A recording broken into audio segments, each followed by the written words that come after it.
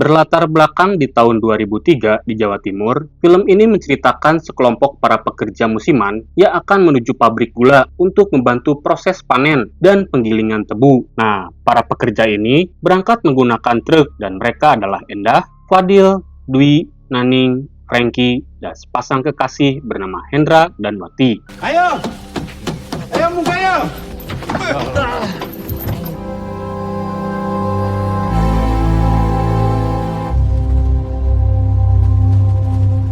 Setelah menempuh perjalanan yang cukup panjang, akhirnya mereka berkumpul dan diarahkan menuju loji atau asrama masing-masing oleh Bu Marni sebagai manajer produksi. Nah, saat mereka berbaris menuju loji, di sini tampak terlihat bangunan pabrik yang sudah usang. Lalu pada malam harinya di loji wanita, tampak mereka akan makan malam bersama sembari mengajak seorang wanita bernama Rani yang seloji dengan mereka bertiga. Lalu tak lama kemudian, terdengarlah suara peluit panjang yang menunjukkan jam tepat pukul 9 malam dan Endah pun kepo.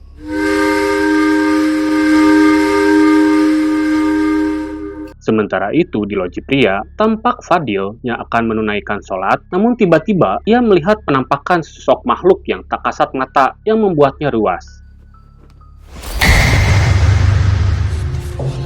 Nah, di tengah malam, Endah yang haus terbangun menuju dapur, dan saat ia sedang minum, ia merasa ada seseorang yang keluar dari loji.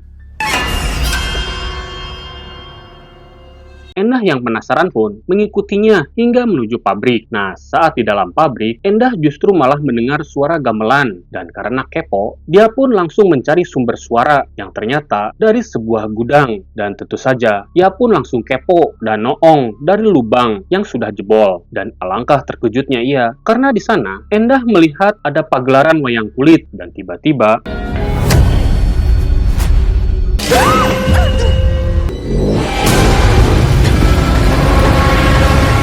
pada keesokan paginya, para pekerja langsung menuju pabrik dan diberikan arahan oleh Bu Marni. Di sini, beliau pun memperkenalkan beberapa petugas. Di antaranya, ada dua orang satpam bernama Rano dan Karno. Lalu ada Mbah Samin sebagai kepala unit produksi dan juga beberapa mandor yang akan mengawasi mereka saat bekerja. Lalu Bu Marni pun menjelaskan tentang jam malam, yaitu jam kuning dan jam merah. Nah, jam kuning ditandai dengan suara pentungan yang dikumandangkan selepas maghrib. Di sini para pekerja diharuskan sudah berada di lojinya masing-masing, sedangkan jam merah ditandai dengan suara peluit panjang tepat pukul 9 malam. Dan di jam ini, para pekerja dilarang keras untuk meninggalkan lojinya. Kalian pasti sudah dengar kemarin, di saat jam kuning, suara pentungan, semua buruh harus sudah masuk ke dalam loji masing-masing. Sementara suara peluit pabrik artinya jam merah. Dan peraturan ini tidak boleh dilanggar. Ketika semua pekerja dipanggil berdasarkan divisinya masing-masing, di sini Endah justru malah dipanggil Bu Marni untuk ditempatkan di bagian kantor. Sedangkan para pekerja pria, mereka ditugaskan untuk turun ke ladang untuk memanen tebu. Sementara para wanita mengurusi dokumen-dokumen pabrik. Nah, saat jam istirahat, Franky dan Dwi bercerita tentang kejadian kelam yang terjadi di pabrik 7 tahun yang lalu. Yang konon katanya, ada terjadi kebakaran hebat di sebuah gudang yang menewaskan para pekerja yang terjebak di dalamnya. Kebakaran itu terjadi karena para pekerja diduga kelayapan di tengah malam dan berkumpul di sebuah gudang untuk berpesta pora miras. Dan karena mereka semua sedang mabuk, mereka tanpa sengaja menghidupkan mesin hingga terjadi kebakaran dan membakar mereka hidup-hidup. Maka, semenjak kejadian itu, pabrik ini menerapkan peraturan jam kuning dan jam merah agar para pekerja tidak ada yang kelayapan keluar dari loji pada malam hari. Kejadian nih 7 tahun yang lalu, gara-garanya kebakaran besar di gudang. Semua yang terjebak mati. Sementara itu, di lain tempat, Endah yang sedang sibuk bekerja sendiri, ia mengalami kejadian yang membuatnya sport jantung. Karena ketika Endah lagi sendirian, ia mendengar suara-suara aneh dan tiba-tiba ya, karena sudah jam setengah 6 sore, Endah pun langsung bergegas keluar ruangan. Namun saat keluar, Endah melihat sosok Rani yang terus berjalan tanpa menghiraukan panggilannya. Lalu Endah yang kepo malah terus mengikuti sosok Rani. Dan saat Endah bertanya, ternyata langsung balik loji masing-masing ya, istirahat. Loh, Dah? Kenapa, Dah? Ya wis mulai yuk. Yuk, Mbak Ran ikut aja, gak apa-apa.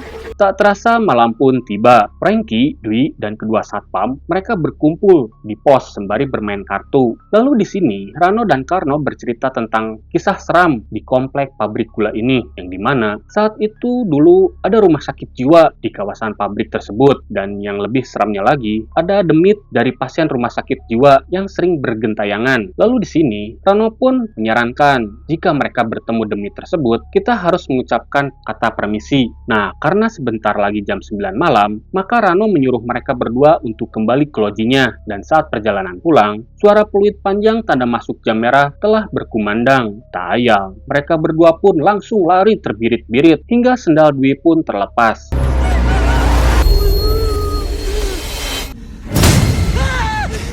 Sementara itu di loji wanita, entah bagaimana mereka semua diteror dengan kemunculan sosok demit dan juga kelabang dari balik piring saat mereka akan makan malam, yang tentu saja membuat mereka pada raruas.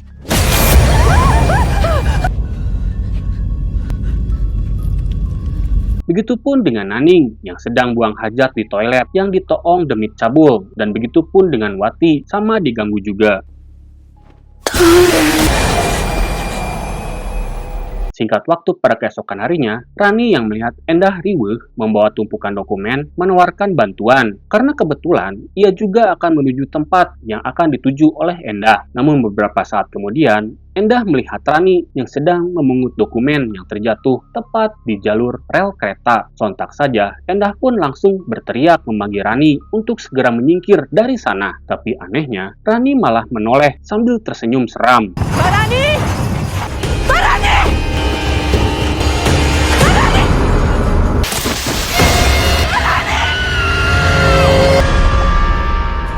Atas kejadian itu, Endah akhirnya dimarahi oleh Bu Marni, dan Endah pun sempat membela diri dan meminta maaf. Selain itu juga, Mbah Samin datang dan meminta agar penggilingan tebu ditunda dulu. Namun sayangnya, Bu Marni menolaknya. Lalu Mbah Samin meminta bantuan Mbah Jinah untuk melakukan sebuah ritual dengan cara memecahkan sebuah kelapa yang ternyata isinya adalah cairan hitam dan juga kelabang. Dengan kejadian ini, Mbah Jinah pun yakin kalau para demit penunggu pabrik marah besar. Sing kedaden iku duduk balak biasa. Tenangno pikirmu, men. Bengi iki awak dhewe kudu nyiapno upacara sesembahan. Apa sing garai para senggala iku murka? Gak ero aku. Awak dhewe kudu luwih tenang ngadepi iki. Dan pada sore harinya, mereka pun memberikan persembahan kurban berupa 2 ekor sapi dengan harapan persembahan itu diterima dan tak ada lagi musibah. Sementara itu di sisi lain, Endah curhat pada Fadil kalau dirinya mengalami hal-hal yang aneh dan ganjil, termasuk melihat pagelaran wayang. Karena di malam pertama, ia keluar di jam merah dan hal itu membuatnya ketakutan, terutama kalau ia dipecat. Saiki awakmu tenang sik. Tetap hati-hati. Ojo lali jogo sholat kayak wudhu. Sesampainya di dalam loji, Endah melihat Rani di dalam kamarnya. Nah, karena ia merasa bersalah pada Rani, ia pun meminta maaf. Tapi di sini Rani tetap diam dan di cermin tampak ada sesosok makhluk lain. Lalu Rani yang berlumuran darah menghampiri Endah dan tiba-tiba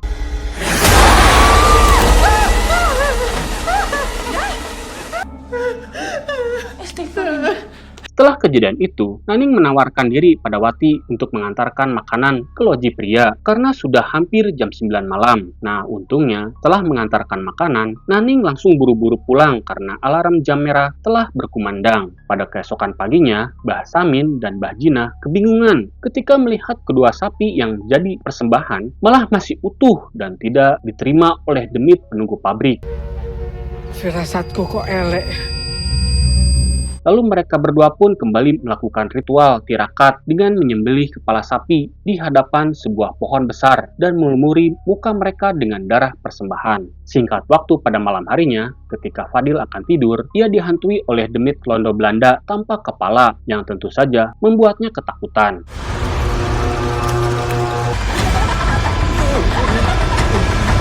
Nah, karena tadi malam Fadil diganggu oleh demit londo, akhirnya ia terlambat masuk kerja. Namun di tengah perjalanan, ia melihat Bu Marni dengan yang lain berbondong-bondong pergi ke arah sumur tua. Dan secara diam-diam, Fadil pun mengikuti mereka. Dan ketika semua orang sudah pergi, Fadil yang kepo pun terkejut karena melihat pekerja yang tewas di dalam sumur. Nah, karena Fadil kepergok kepo sama Mbah Samin, si Mbah langsung tahu kalau Fadil menyembunyikan sesuatu. Nah, akhirnya Mbah Samin meminta Fadil dan Endah untuk menemui Mbah Jinah dan mereka pun menceritakan semua yang mereka alami. Ya, di sini Endah ngaku kalau dirinya pernah keluar di jam merah karena mengikuti seseorang menuju sebuah gudang dan menyaksikan pagelaran wayang kulit. Di sini Mbah Jinah menjelaskan kalau semua yang dialami oleh Endah bukanlah kesalahannya karena keluar di jam merah, melainkan ada hal lain yang lebih berat yang dilakukan oleh orang lain di pabrik ini yang membuat para demit penunggu pabrik marah besar. Setelah mendengar pernyataan Endah, Fadil pun menceritakan mimpinya untuk dicocok logi dengan cerita Endah. Nah, di mimpi itu, Fadil melihat ada seseorang yang keluar di jam merah menuju salah satu gudang dan Fadil mengira itu adalah Rani karena Rani sempat mengalami kecelakaan saat bekerja. Lalu di sini Mbah Jinah pun menegaskan kalau itu bukan Rani dan juga bukan karena Endah keluar malam lalu melihat demit, tapi ada orang lain yang melakukan kesalahan besar di sebuah gudang terlarang tersebut.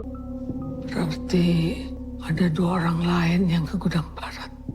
Mereka yang membuat kesalahan lebih besar. Singkat waktu pada malam harinya, Mbah Samin dan Mbah Jinah melakukan ritual untuk berkomunikasi dengan demit penunggu pabrik. Lalu tak lama kemudian, Mbah Samin yang kerasukan kuda lumping ngibing dan juga melakukan debus sampai makan beling, lalu lari ke samping ke arah gedung terlarang dan semua orang pun mengikutinya. Menungso lanjing mangkel bareng nang iki.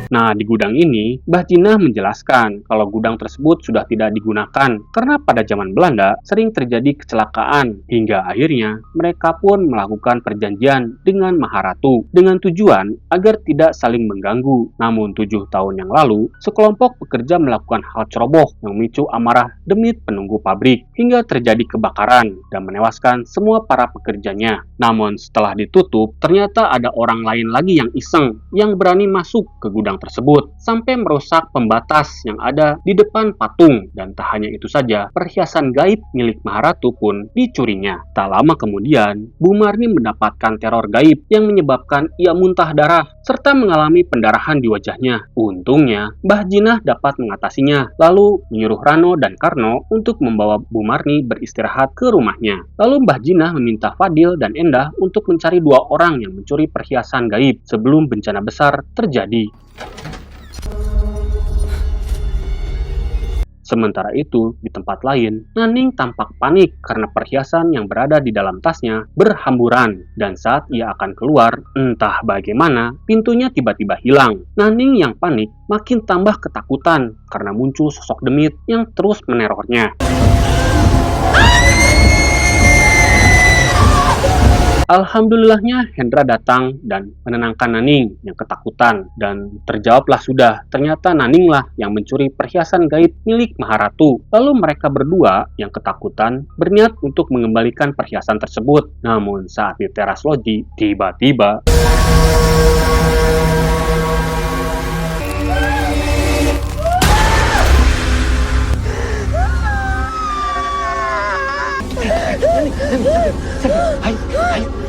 Nah, saat Endah dan Fadil sampai di loji, mereka menemukan gelang emas di teras. Lalu, tak lama kemudian, Frankie, Dwi, dan Wati datang. Dan disinilah akhirnya mereka menyadari kalau Hendra dan Naning tidak ada di dalam loji. Endah yang teringat akan mimpi Fadil langsung berasumsi kalau pelaku pencurian perhiasan Maharatu adalah Hendra dan Naning. Wati yang mendengar penjelasan Endah tentu saja tidak terima kalau calon suaminya itu dituduh mencuri. Nah, karena waktu akan mendekati jam merah, Fadil meminta teman-temannya untuk mencari keberadaan Hendra dan Naning. Sedangkan Endah dan Wati kembali ke Mbah Jinah untuk mengembalikan gelang emas serta memberitahukan hilangnya Hendra dan Naning. Frankie dan Dwi yang sedang mencari keberadaan temannya yang hilang justru malah bertemu dengan demit muka bolong yang berseragam militer sembari bersepeda. Tak hanya itu saja, mereka berdua pun bertemu demit pasien rumah sakit jiwa dan tentu saja mereka pun langsung teringat dengan pesan kedua satpam itu. Ada bolong! Ren, jadi Ren. Dia nggak akan pergi, Breng. Ya cepetan kamu pamit. Sementara itu, di tempat lain, Fadil dikagetkan dengan kemunculan seorang pekerja, sebut saja dia Ujang, yang meminta tolong padanya. Namun, saat Fadil masuk mengikuti si Ujang ke dalam loji, ternyata si Ujang tadi justru ada di dalam lemari dan bersembunyi ketakutan, sambil mengatakan kalau orang yang ada di luar tadi bukanlah manusia.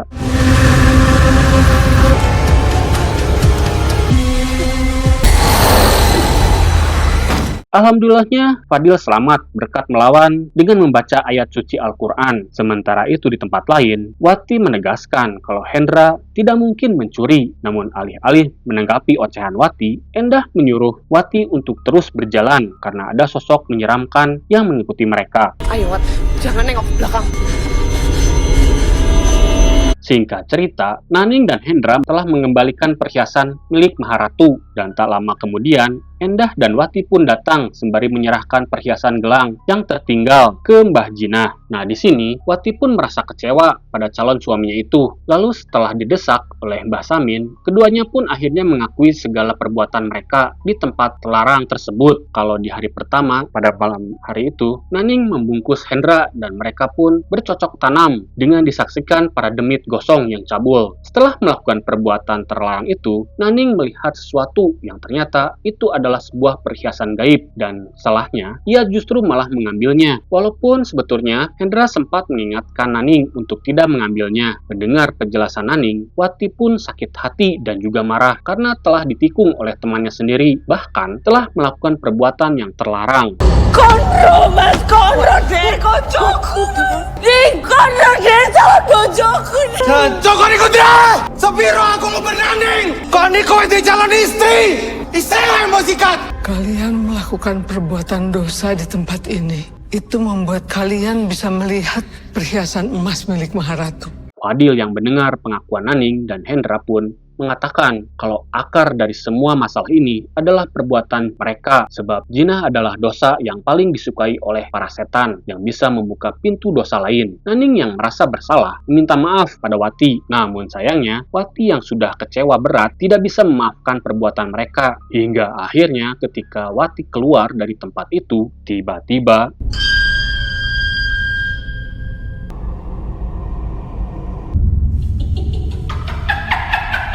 Wati! Ah, Wati! Pria Turangga!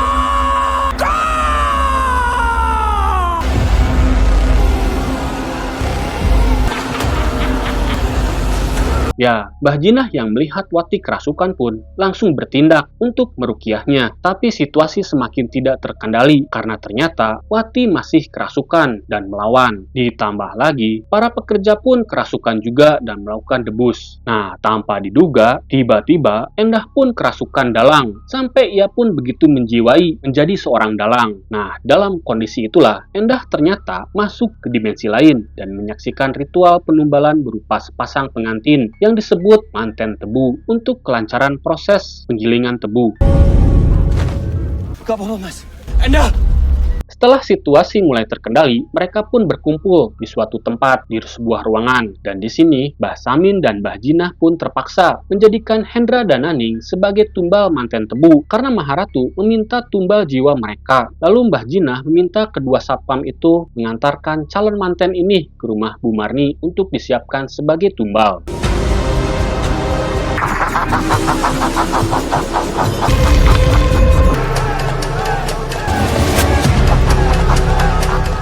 Singkat cerita, mereka berdua akhirnya dirias layaknya sepasang pengantin. Tetapi di sini, Mbah Samin dan Mbah Jinah yang masih punya hati nurani mencoba mengakalinya dengan cara mengganti tumbal manusia dengan sebuah boneka yang telah dilumuri oleh darah Hendra dan Naning, lalu menaburkan garam yang telah dibacakan mantra serta melarang kedua pengantin itu keluar dari lingkaran tersebut. Namun, saat mereka melakukan ritual persembahan dengan menumbalkan sepasang pengantin, ternyata para demit itu tidak dapat dikelabui dan akhirnya para demit itu masuk ke dalam rumah dan menghapus lingkaran yang melindungi Hendra dan Naning.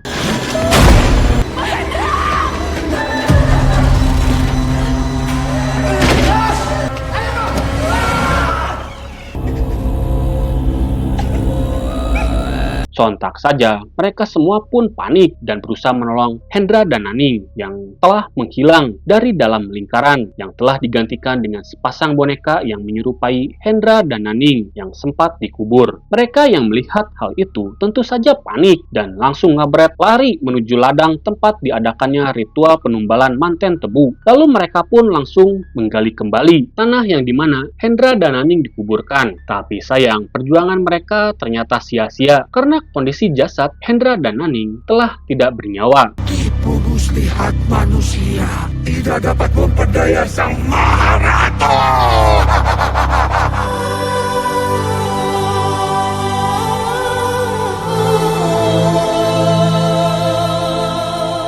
Setelah kejadian mengerikan itu, akhirnya semua pekerja dipulangkan dan pihak pabrik pun meminta maaf karena mereka tidak dapat menyelamatkan kedua teman mereka dari para demit dan semoga kejadian ini menjadi pelajaran berharga. Namun saat perjalanan pulang, Fadil yang IndiHome melihat sosok demit yang masih mengikuti Endah dan film pun tamat. Nah, bagaimana pendapat kalian tentang film Pabrik Gula ini? Tulis di kolom komentar ya. Ya, film ini sedikit mirip KKN di Desa Penari sih, cuman beda tempat aja. Tapi untuk hiburan ya lumayan lah ya. Ada lucunya sedikit, ada juga tegangnya. Nah, film yang diadaptasi dari treatnya Simple Man ini mendapatkan rating 5,8 dari IMDb. Terima kasih sudah menonton sampai selesai. Sampai jumpa di video seru lainnya. Jangan lupa subscribe, like, komen, dan tekan bel notifikasinya ya. Saya Hilman pamit undur diri. Assalamualaikum warahmatullahi wabarakatuh.